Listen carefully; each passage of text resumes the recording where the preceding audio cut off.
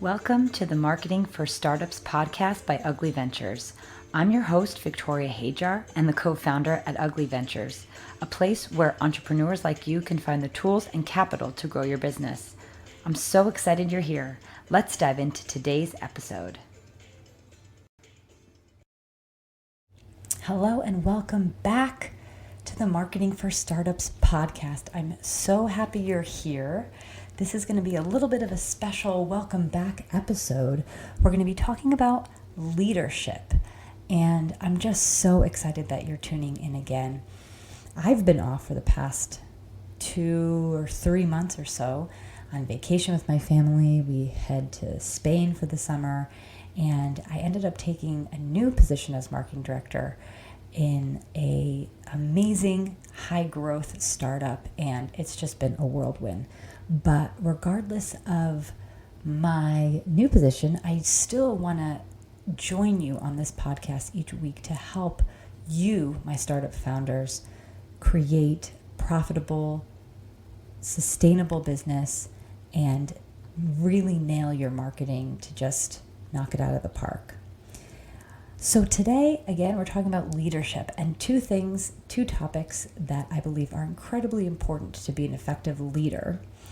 And those two things are consistency and discipline.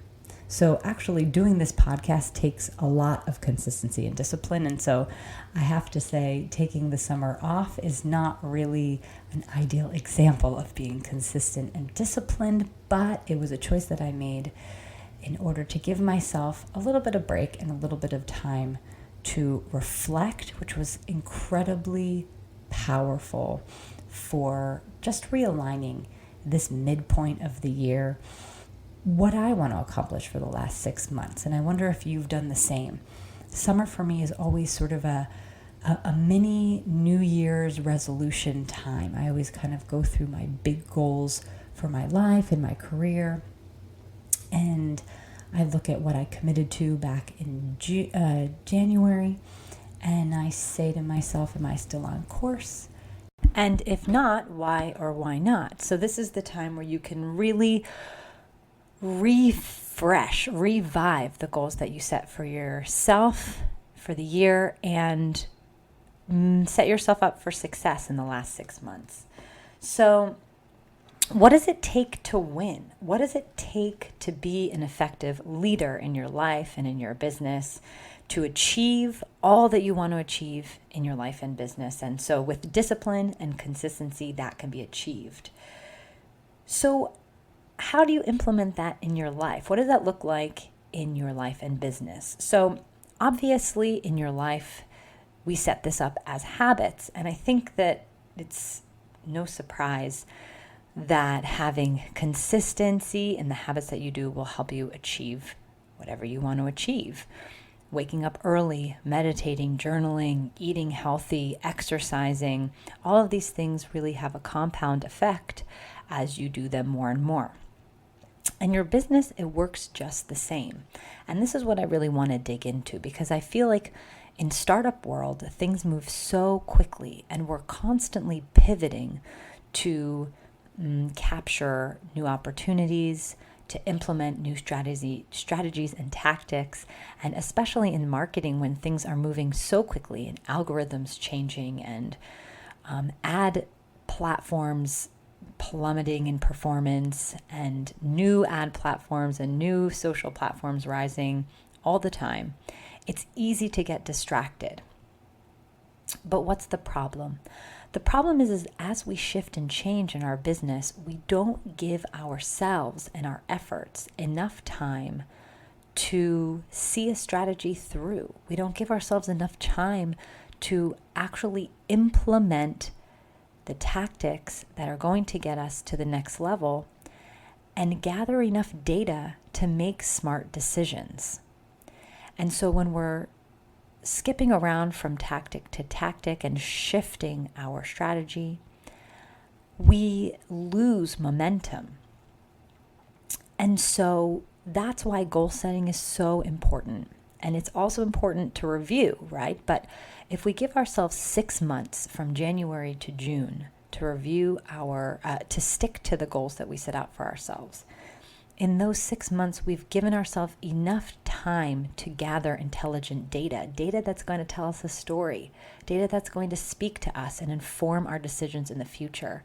And I wouldn't suggest shifting a strategy or tactic until you have that level of quantity of data to review. Otherwise, you're just kind of throwing darts in the dark. So consistency is important for making sure that we're constantly improving our performance and the discipline to stay on track with the goals that we set.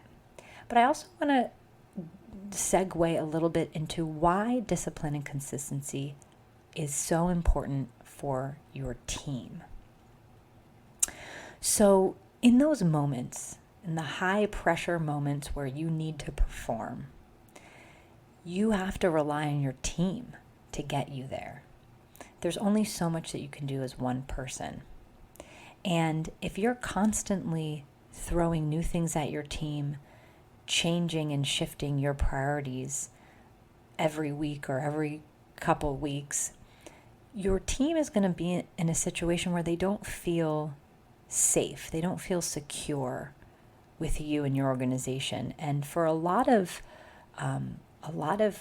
teammates working within startups, it's not the most comfortable place to be sometimes, right? There's a lot of ups and downs and things shift very quickly. It's not as secure as, an established corporate position. And a lot of times when teammates join a startup, they're really attaching themselves to the vision, to the dream of the founder. And so it's so important that the founder is a true inspiration and true leader for the team. And backing yourself into some solid systems and procedures for how you set goals, how you measure goals, what data and metrics you're looking at week over week is going to give your team a cushion. It's going to give them some breathing room because they know what they're going to be measured against. They know what the highest level, top level vision of what the company or the department should be focused on. And from there, you're giving your team a real gift of autonomy to be able to execute against their better judgment, right? Or in line with their judgment on how to actually achieve the goals and the metrics that are set out for them. And so you become in a position of true leadership rather than just dictating to your team what to do left and right. And you're also, by getting away from the format of dictation, you're able to leverage the knowledge and the creativity of your team more.